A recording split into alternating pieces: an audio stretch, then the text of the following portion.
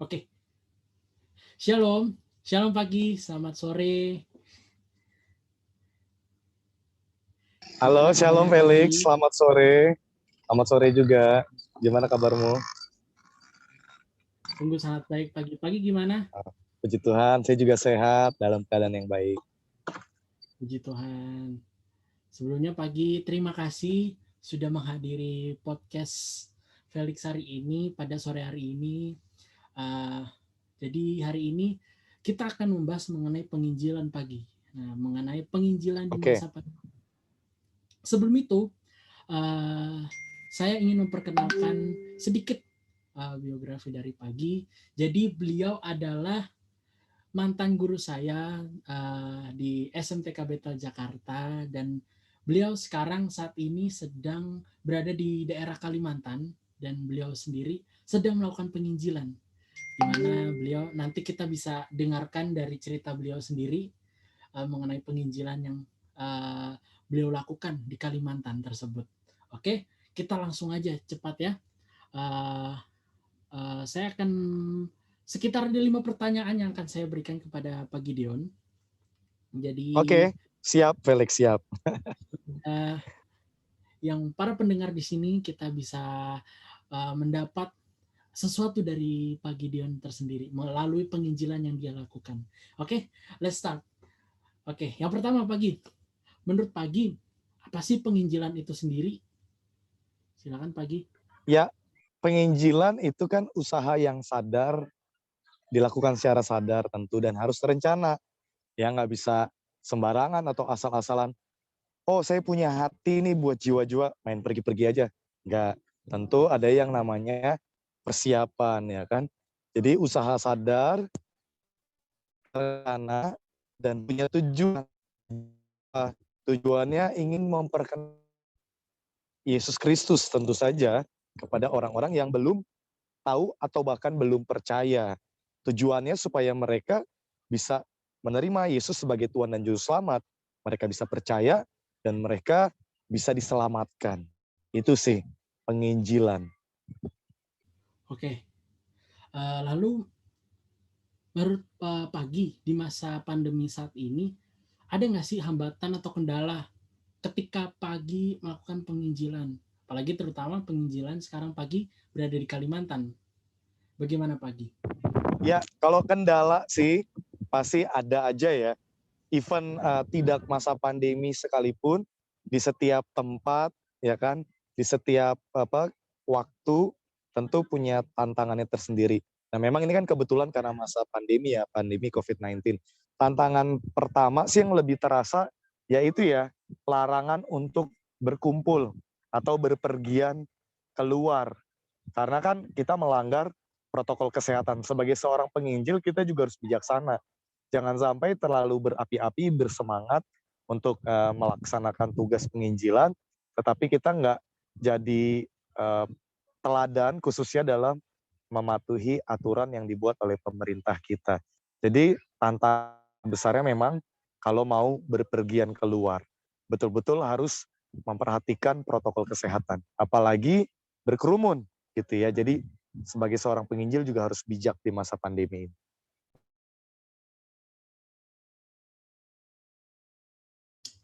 Sebelum kita lebih jauh lagi nih, boleh Pagi cerita-cerita apa sih yang sekarang lagi dilakukan, yang berkabar sih abis lagi buat rumah belajar. Tapi lebih kita biar bisa lebih jelasnya lagi, kita langsung ke narasumbernya Pak Gideon. Silakan Pak Gideon. Sedikit aja Thank Pak. you Felix. Siap. Jadi memang dari Desember itu datang ke sini tujuannya kan untuk pelayanan Natal ya. Untuk melayani generasi muda di kampung ini karena mayoritas kan beragama Katolik. Tetapi sebagian anak-anak muda yang memang berjemaat di GBI, mereka punya kerinduan buat ibadah Natal bersama seluruh anak muda Darok, event itu Katolik maupun GBI semua jadi satu. Tapi saya bersyukur juga ya, harusnya bisa pulang tanggal 1 Januari, Tuhan izinkan mengalami kecelakaan motor, ya kan. Waktu itu saya nggak ngerti, wah kenapa harus kecelakaan, batal pulang nih gue, gitu kan. dalam hati tiket pesawat angus ya kan, udah dikit lagi nyampe Pontianak gitu ya, tapi Tuhan izinkan kecelakaan. Ya tapi di masa pemulihan itu saya berpikir ya kan, daripada saya meratapi keadaan, saya ngelihat hanya dari sisi yang jeleknya, saya belajar melihat apa sih maksudnya Tuhan dari peristiwa ini, Tuhan mau mengerjakan apa dalam hidup saya. Lalu banyak banget anak-anak di sini yang setiap hari datang ke rumah gitu ya, entah sekedar duduk-duduk dengerin saya cerita ya, atau bantu pijit-pijit saya karena waktu itu kan kondisinya memang sakit ya karena kecelakaan. Nah, lalu saya berpikir, kenapa saya nggak mulai aja bimbingan belajar, karena kan background saya guru pendidik, di sini populasi anak banyak banget, dan mereka datang tanpa saya minta, daripada mereka hanya sekedar main-main, duduk-duduk, ngobrol, cerita-cerita, mending belajar sesuatu.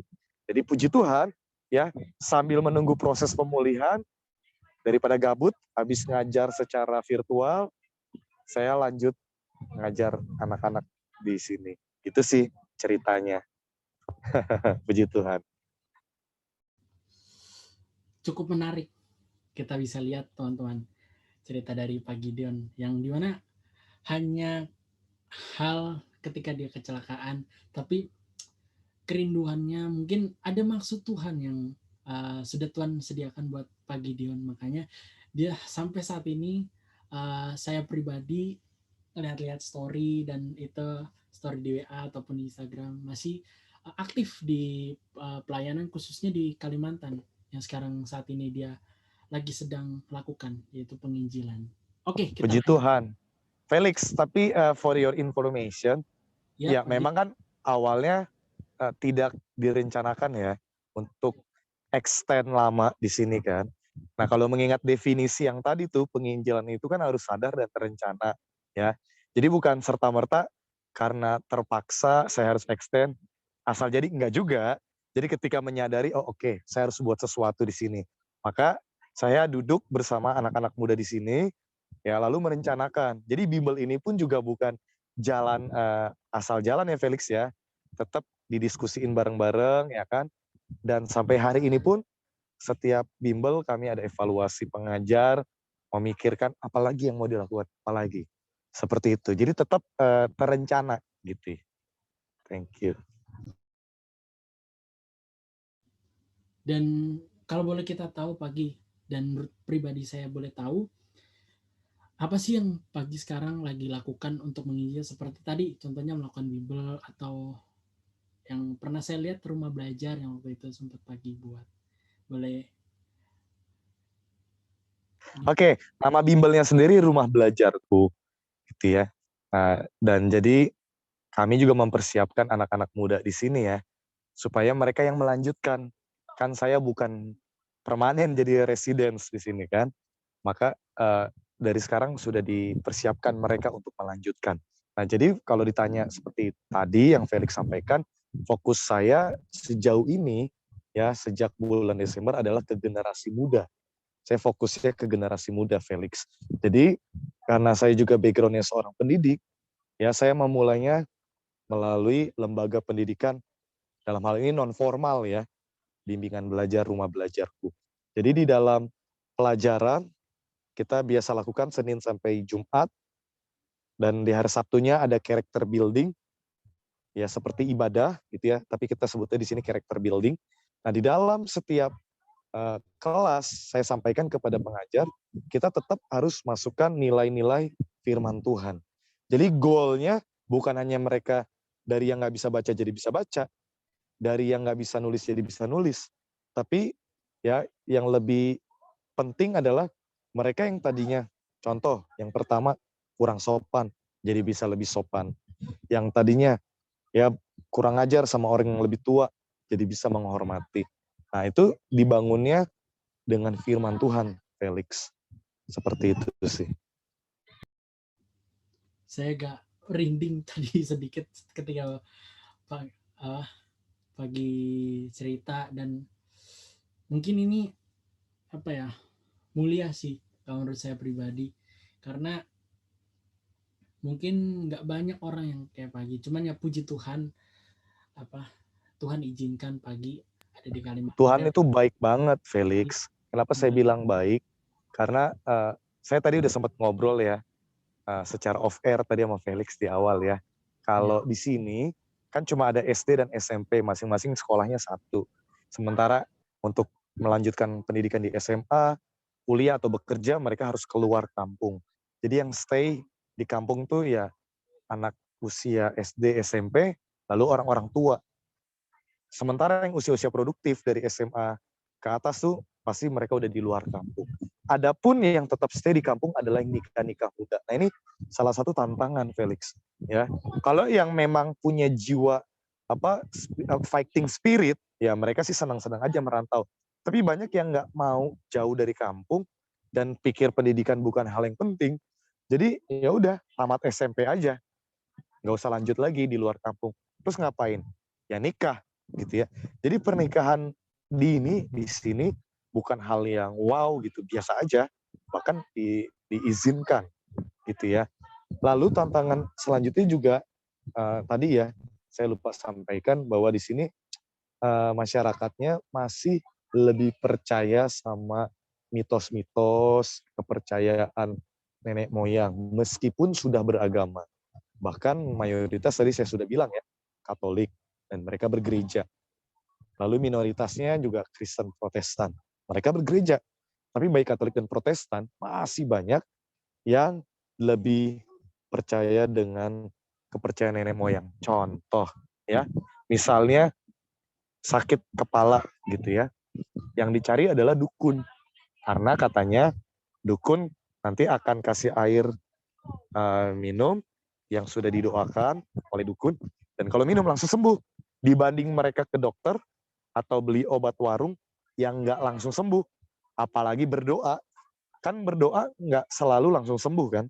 Jadi mereka pikir ya dukun yang punya power, yang lebih punya power. Nah, jadi di dalam bimbel rumah belajarku ini, yang tadi saya bilang, bukan hanya soal matematika, membaca, bahasa Inggris, dan lain-lainnya, tapi benar-benar tuh kita tanamin firman Tuhan, ya, supaya mindsetnya, oke lah yang orang-orang tua mungkin kita udah susah nih ubahnya nih, karena mereka udah bertahun-tahun meyakini kepercayaan itu kan, gitu. Dan nggak mungkin juga kita datang pendatang, saya baru beberapa bulan, ubah gitu aja ya nggak bisa, ya kan? Tapi anak-anak mudanya bisa banget, karena kan mereka kita tanam fondasi dari masih kecil, ya. Jadi walaupun nanti saya balik ke Jakarta, fondasi itu kan udah ada nih di dalam hidup mereka. Kelak firman Tuhan akan apa ya? Muncul lagi gitu loh di memori mereka, ya kan? Mereka jadi punya perbandingan. Kalau sakit, oke, selama ini pakai dukun, tapi kan di bimbel mereka juga lihat kayak Yesus untuk beriman, berdoa, dan seterusnya. Jadi saya rindu banget nilai-nilai yang kami tabur di bimbel itu juga sampai ke situ, Felix. Mengubah mindset dan bagaimana cara mereka beriman kepada Tuhan. Oke, gimana teman-teman? Mantap ya. Di masa pandemi ini produktif, tapi tetap landasan tetap harus ditegakkan, yaitu firman Tuhan lewat penginjilan yang sudah dilakukan oleh Pagi sendiri. Oke, kita lanjut ke pertanyaan selanjutnya. Menurut Pagi nih, apa saja hal yang harus dimiliki atau dipersiapkan saat hendak menginjili di masa pandemi? Tentunya rumah belajarku ini. Oke, thank you Felix. Yang pertama, karena lagi-lagi pandemi ini kan berkaitan erat dengan kesehatan. Pastikan kita sebagai penginjil tuh sehat dulu. Itu yang pertama, gitu ya. Jadi nggak asal-asalan. Nah, sebagai contoh, saya pun sebelum datang ke Kalimantan, betul-betul ya saya membatasi diri lah untuk tidak berpergian keluar waktu masih di rumah ya. Lalu make sure saya sehat, dibuktikan dengan tes COVID ya, dan terbukti negatif. Baru saya bisa berangkat ya. Lalu saya pun harus tahu diri ketika sampai di tempat tujuan, saya ini kan bisa jadi carrier ya kan. Saya bisa jadi kurir yang bawa virus ke sini, ya kan, ke kampung ini. Maka saya juga begitu tiba, ya saya isolasi dulu, tidak kemana-mana ya. Saya pastikan langsung ganti pakaian, cuci tangan. Pokoknya selama di sini bijaklah, jangan sampai kedatangan saya bukannya membawa satu perubahan yang positif buat kampung ini, malah jadi bawa musibah ya kan. Jadi yang harus dipersiapkan itu sih, pastikan sehat. Nah, kabar baiknya, puji Tuhan kampung ini kan steril. Felix dan teman-teman yang sedang mendengarkan podcast ini, kenapa saya bilang steril? Karena lokasinya terisolasi, ada di dalam hutan gitu ya. Kalau teman-teman lihat map, memang berada di hutan lindung ya, hutan konservasi yang memang dilindungi oleh pemerintah. Jadi orang masuk pun ke kampung benar-benar dibatasi, bahkan nggak ada gitu, nggak boleh. Cuma saya lah yang termasuk diizinkan, karena waktu itu konteksnya pelayanan, jadi diizinkan oleh kepala desa dan kepala adat setempat. Sementara orang asing yang lain dari luar nggak boleh masuk. Jadi benar-benar steril. Jadi ya itu yang harus saya siapkan. Jangan sampai karena saya nggak sehat, malah saya yang merusak gitu ya, atau membawa pengaruh buruk gitu. Jadi selain kesehatan ya, tentu yang harus dipersiapkan adalah kita mesti tahu dulu tujuan penginjilannya apa, goals-nya, big goals-nya. Kalau nggak punya big goals, yang tadi saya bilang akhirnya asal jadi aja gitu ya. Nah kayak petinju nih, kalau dia nggak tahu mau mukul apa, itu yang jadi sasarannya, dia akan sembarangan mukul. Pemanah juga gitu kan. Kalau pemanah nggak ada apa yang menjadi sasarannya, ya dia bisa tembak sembarangan. Nah jadi saya kenali, oh karena saya mau bimbel, mau buka bimbel di sini, yang saya butuhin tentu alat-alat tulis, peralatan belajar. Ya puji Tuhan, sampai saat ini sih masih secara swadaya, belum ada lembaga khusus atau yayasan tertentu yang andil gitu ya untuk jadi donatur. Ya kami lakukan semua memenuhi kebutuhannya secara swadaya aja, kayak gaji pagi, kan pagi kerja di Jakarta virtual. Pengeluaran di sini kan nggak banyak, nggak ada gaya hidup sosialita kan, Felix di kampung. Nggak ada mall, nggak ada kafe, nggak ada uh, ojek online yang kalau kita lapar bisa pesen makanan diantar ke rumah ya kan. Sekarang kalau mau makan ya petik dari sawah, dari ladang gitu ya, bahkan dari hutan, segala jenis sayur yang dulu saya nggak tahu, saya tahu di sini gitu ya. Semua di sini bisa dimakan, yang penting mau aja gitu, mau kita makan ya. Sampai cacing-cacing segala bisa jadi makanan di sini gitu ya. Jadi kan ya saya sangat berhemat daripada uang saya habiskan untuk diri saya sendiri. Ya udah, puji Tuhan dari yang saya punya, kata firman Tuhan kan setia dalam perkara kecil. Ya udah, saya mesti matikan aku dulu nih. Yang biasanya buat kepentingan pribadi, sekarang ya untuk nyicil, beli alat-alat belajar gitu. Walaupun sampai sekarang masih banyak yang dibutuhkan, tapi bersyukur seperti papan tulis ya sudah ada, lalu ada pengeras suara juga yang speaker portable.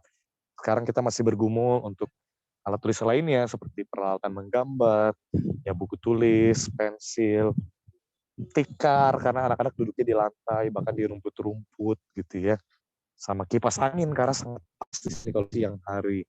Karena letaknya berada di bawah kaki bukit, kalau Felix perhatikan, kampung ini di dataran tinggi, ya di bawah lembah kaki bukit. Jadi kalau siang panas banget, kalau malam dingin banget, gitulah. Nah, jadi yang saya persiapkan tadi selain kesehatan, ya tentu peralatan belajar sih Felix. Oh, mungkin tadi ada beberapa jawaban-jawaban yang agak menyinggung yang ke pertanyaan keempat ini. Tapi mungkin nanti lebih spesifiknya boleh Pagi jelaskan. Karena pertanyaan 4 ini sebenarnya sudah dijawab seperti tadi, makan cacing, oh my god. Terus ada sayuran yang baru, mungkin yang baru dikenal. Terus Pagi bisa apa bisa makan dan well, yang pertanyaan keempat ini adalah apakah ada kejadian menarik di lapangan saat Pagi mengikuti masa pandemi? Oke, itu Pagi. Oke, thank you. Ya, pengalaman yang menarik tadi ya, Felix sudah highlight yang soal makanan-makanan unik yang nggak biasa atau nggak pernah saya lihat sebelumnya selama tinggal di Jakarta ya. Kayak contoh saya baru tahu ternyata terong juga ada yang namanya terong kampung mereka sebut di sini. Dan terong di sini jenisnya banyak, nggak cuma yang ungu yang biasa kita konsumsi ya. Banyak banget, ada yang kecil, ada yang hijau, ada yang asem rasanya. Wah, itu baru terong. Belum yang lain-lain gitu. Itu salah satu yang memang unik ya. Kemudian pengalaman unik lainnya adalah uh, saya kan pertama-tama di sini datang sebagai hamba Tuhan yang pelayanan di GBI.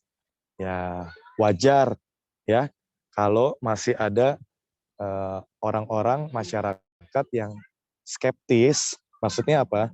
Mungkin saya bisa diterima di kalangan GBI, tetapi di kalangan teman-teman yang Katolik, mereka agak menutup diri karena saya datang sebagai hamba Tuhan dari GBI yang melayani Natal, ya kan? Nah, setelah insiden kecelakaan, orang-orang itu ramai datang. Kami jadi viral. Di kampung ini jadi viral. Bahkan dukun-dukun pun, tokoh-tokoh agama lainnya, maksud saya adalah Katolik dan Advent, karena di sini mayoritas Kristen, Muslim itu nggak nyampe 5 orang, tapi di antara Kristen tuh yang paling besar Katolik, lalu yang kedua ada GBI, yang ketiga Advent. Nah, waktu kami kecelakaan, itu ramai datang, ya. Kenapa? Karena mereka penasaran, Felix. Nah, ternyata di hari saya kecelakaan itu, hari Jumat, tanggal 1, diyakini oleh kepercayaan di sini, ya, bahwa itu hari yang bakalan mendatangkan kesialan dan sangat pantang untuk berpergian. Dan konteksnya waktu itu saya nggak tahu tentang mitos itu, dan saya tetap pergi, dan saya terjadi kecelakaan, ya kan. Mereka kan langsung terkonfirmasi bahwa yang mereka yakini itu benar adanya. Tuh kan, sekelas pendeta aja bisa kecelakaan. Berarti benar, terkonfirmasi hari Jumat tanggal 1 adalah hari sial, pantang berpergian. Tapi puji Tuhan itu nggak lama, ya, langsung dipatahkan bahwa gini, ternyata jalan yang dimana kami jatuh itu pun terkenal angker dan 99% orang pasti mati di situ. Diyakini itu tempat untuk ngambil tumbal. Untuk masyarakat di sini mereka punya kepercayaan itu. Nggak pernah ada yang hidup gitu ya. Oh, ada yang hidup, tapi gila, pasti gila gitu, nggak mungkin dalam keadaan yang sehat gitu ya. Terus betul, saya juga searching sih, langsung saya cari di media online gitu ya, surat kabar yang lokal. Saya lihat peristiwa-peristiwa kecelakaan di jalan itu ya, memang ngeri-ngeri Felix, ada yang kakinya putus, ada yang kepalanya pecah, wah macam-macam ya, isi perutnya keluar. Sorry to say, tapi itu faktanya gitu ya. Maka warga di sini pun udah ngebayangin, yang pertama mereka tanya, mati nggak? Itu yang mereka pertama tanya. Dan ternyata hidup, masih hidup kan? Oke, pertanyaan kedua gini, kalau nggak parah gitu ya, cacat ya, gila gitu, karena hidup ya kan. Karena udah ada 3 orang dari kampung ini yang kecelakaan di situ. Satu mati, yang satunya lagi gila. Dan yang ketiga adalah kami, gitu. Jadi mereka berpikir, ya yang ketiga ini antara mati, kayak orang yang pertama, atau gila, kayak orang yang kedua. Ternyata waktu mereka datang, amazed, mereka lihat, loh kok badannya utuh? Ya kalaupun luka, layaknya luka kecelakaan yang normal ya, cuma memar-memar, lecet, ya kan, nggak ada keadaan yang parah gitu. Terus normal, waras, nggak gila gitu, nggak gangguan mental.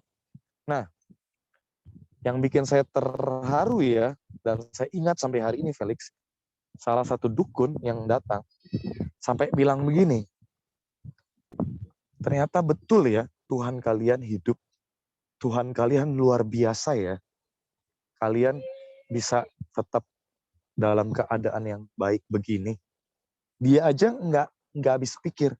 Nah tadinya Felix, wajar lah kalau kita kecelakaan kan, apalagi ada perubahan rencana, pastilah kayak saya mikirnya, ya Tuhan, harusnya gue udah di Jakarta nih Tuhan, masih di sini, sakit lagi.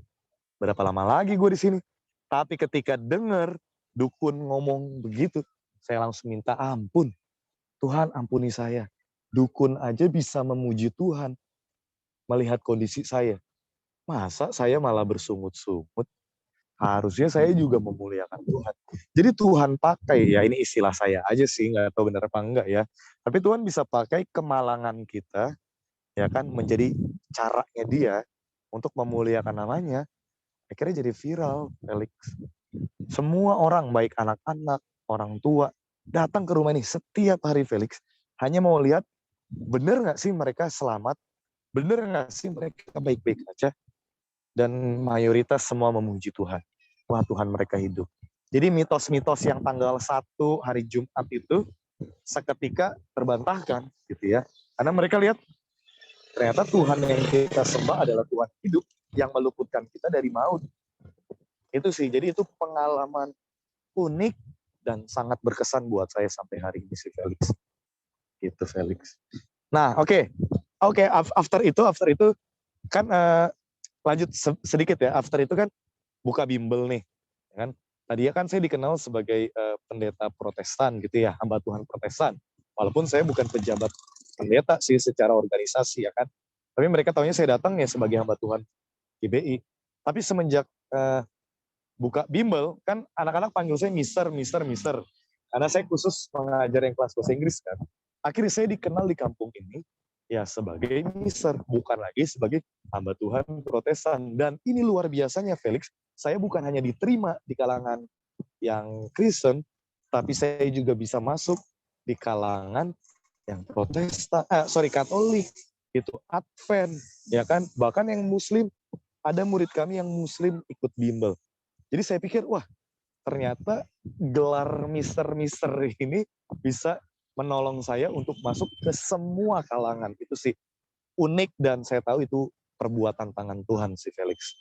Coba saya pikir, kalau saya tetap penginjilan sebagai hamba Tuhan GBI, nggak buka bimbel, mungkin jangkauan saya nggak luas. Jadi saya mikir gini, gila ya Tuhan kok unik banget rencananya ya. Pas awal-awal tuh saya nggak ngeh gitu. Giliran kesini-sini, iya juga ya. Coba saya nggak buka bimbel, mungkin saya nggak bisa masuk ke teman-teman yang Katolik, yang Muslim, yang wah Tuhan baik banget ya.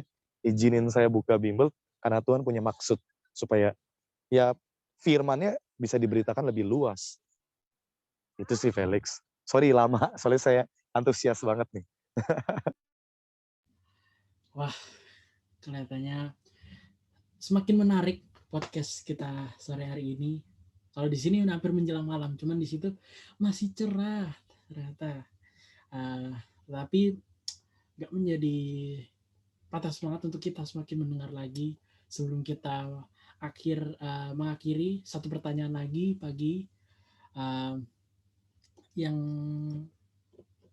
cerita pagi sendiri yang saya kaget mungkin itu tadi uh, mengubah suatu hal yang mungkin di daerah tersebut tuh hampir apa ya udah dikenal banget jadi kayak udah nggak bisa diganggu gugat tetapi mungkin lagi-lagi Tuhan dan emang Tuhan baik banget dan luar biasa bahkan dahsyat perbuatannya itu lewat pagi kecelakaan terus tiba pagi sendiri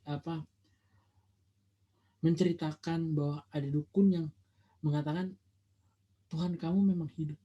Wah saya langsung gila ya ternyata lewat satu orang aja yang mungkin dia datang nggak tahu tadinya sebagai pembicara saja tetapi lewat pergumulan yang dia yang ia lewati lalu Tuhan apa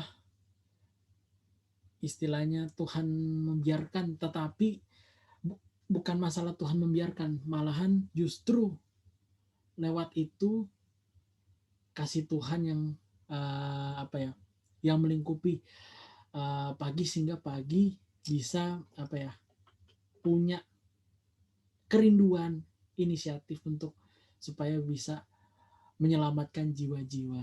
Wah, tentunya luar biasa banget.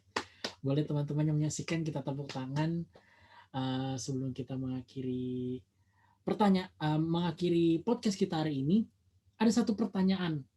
Nah, ini pertanyaannya itu adalah untuk yang terakhir nih, Pagi. Jangan sedih ya, kalau ini udah terakhir, kita bisa ambil maknanya teman-teman. Ini bagus banget. Oke, yang terakhir adalah pesan atau kiat-kiat apa saja sih yang Pagi bisa berikan untuk para penginjil nih, khususnya yang nonton ini. Mungkin ada yang bisa jadi kayak Pagi, menelusuri daerah-daerah, terus atau mungkin emang udah punya hati kerinduan untuk menjadi penginjil. Nah, bagaimana nih kalau kiat-kiat apa saja yang Pagi berikan untuk para penginjil dan juga yang akan menginjil di masa pandemi saat ini? Itu sih Pagi. Oke, terima kasih Felix dan teman-teman. Ya, kiat-kiat yang bisa saya sampaikan tentu berdasarkan yang saya alami ya. Kalau konteksnya di masa pandemi, tentu benar-benar harus perhatikan protokol kesehatan. Jangan sampai kehadiran kita malah jadi batu sandungan atau ditolak. Belum memulai, ya kan, malah terjadi hal-hal yang tidak diinginkan. Jadi penting ya, bersyukur kalau teman-teman ada di lokasi yang seperti saya, lokasi yang memang steril, terisolasi, tapi bukan berarti juga saya jadi serta-merta. Saya pun kalau berpergian keluar kampung, misalnya untuk belanja keperluan bimbel, karena kan kalau mau belanja itu mesti ke kecamatan dan jaraknya 1 jam perjalanan menggunakan sepeda motor. Ya tentu saya harus menggunakan masker, rajin cuci tangan, begitu nyampe langsung mandi ya. Jangan sampai yang tadi saya bilang ya, kehadiran kita malah menyusahkan. Jadi yang pertama itu, teman-teman tetap harus bijaksana mematuhi protokol kesehatan. Selain menjaga diri kita tetap sehat, juga menjaga jiwa-jiwa yang nanti kita layani, biar mereka pun tetap sehat secara fisik. Lalu yang kedua, penting banget teman-teman tulus sih, tulus aja. Jadi dalam melakukan sesuatu, misalnya kayak saya kan sarananya melalui bimbingan belajar. Ya jangan ada intrik-intrik lain, jangan ada motif-motif tertentu, entah cari popularitas, ya kan, atau biar dipuji-puji, ya atau biar dapat santunan, gitu, biar dapat cuan atau apalah itu, motif-motif yang nggak benar itu, teman-teman mesti hilangkan dan kalau perlu jangan sempet muncul di pikiran kita. Tulus aja, walaupun harus berkorban, pasti berkorban. Saya percaya itu. Kalaupun bukan korban materi, pasti teman-teman korban tenaga atau waktu. Itu udah pasti. Ya, teman-teman jangan pernah ungkit-ungkit dengan bilang gini, Tuhan, di kampung ini kan aku udah buat ini, aku udah buat itu. Jangan sekali-kali pernah punya pikiran gitu. Atau kayak misalnya kecewa dengan keadaan, kecewa dengan masyarakat atau dengan orang di sekitar yang mungkin menentang kita atau tidak setuju dengan apa yang kita upayakan selama penginjilan. Teman-teman jangan ungkit-ungkit. Saya udah buat ini di sini, saya udah buat itu di sini, ya. Saya udah buat banyak, saya udah korban banyak di sini. Jangan pernah berpikir seperti itu. Tulus saja. Yang perlu kita ingat ini adalah pekerjaan Tuhan, bukan pekerjaan Gideon. Saya selalu bilang sama diri saya selama saya di bimbel ini atau selama saya ada di kampung ini pekerjaan Tuhan, bukan pekerjaan Gideon. Kalaupun Gideon nanti harus pergi kembali ke Jakarta, namanya ini pekerjaan Tuhan. Tuhan yang akan terus bekerja di kampung ini. Ya, bisa saja tetap melalui bimbel yang sudah dimulai, atau Tuhan bisa dengan cara-cara inovatif lainnya, ya kan? Tuhan bisa pakai siapapun. Jadi tulus. Dan yang terakhir, teman-teman, ya penting banget untuk tetap mengandalkan Tuhan. Itu sih harusnya yang poin utama ya, mengandalkan Tuhan. Bukan mengandalkan siapa-siapa, karena kecenderungan, nih saya juga lihat ada ya orang-orang yang penginjilan, tapi terlalu mempercayakan hidupnya tuh pada yayasan, lembaga, organisasi. Contoh nih, saya kalau pelayanan di kampung ini, biaya hidup saya siapa yang tanggung ya? Nanti saya dapat tempat tinggal nggak? Nanti anak-anak saya kalau sekolah gimana? Biaya studinya gimana? Ya, masih ada yang punya pikiran kayak gitu. Berarti apa? Ya kamu belum betul-betul mengandalkan hidup atau menyerahkan hidupmu kepada Tuhan. Biar aja Tuhan yang ambil alih, biar aja Tuhan yang bekerja. Enak nggak enaknya, pasti Tuhan punya rencana yang indah di balik itu semua. Itu sih kiat-kiat 3 aja yang teman-teman bisa jadi perenungan kita bersama. Begitu juga dengan Felix. Oh, terasa ya. Kita sudah sudah bincang-bincang hari ini dengan Pak Gideon. Uh, yang saya ambil tadi cukup benar dan sangat detail sekali. Yang pertama adalah, saya ulangi kembali, adalah kita harus mengandalkan Tuhan. Yang kedua adalah jangan lupa untuk mematuhi protokol kesehatan karena kita menginjil di masa pandemi saat ini. Ya. Yang ketiga adalah kita sebagai penginjil harus tulus. Ini tiga ini adalah hal yang penting yang tadi Pak Gideon sendiri sudah bicarakan. Oke, teman-teman, kita bersyukur hari ini ada kedatangan Pak Gideon. Sebelumnya saya berterima kasih kepada Pak Gideon yang sudah menyempatkan waktunya, yang sudah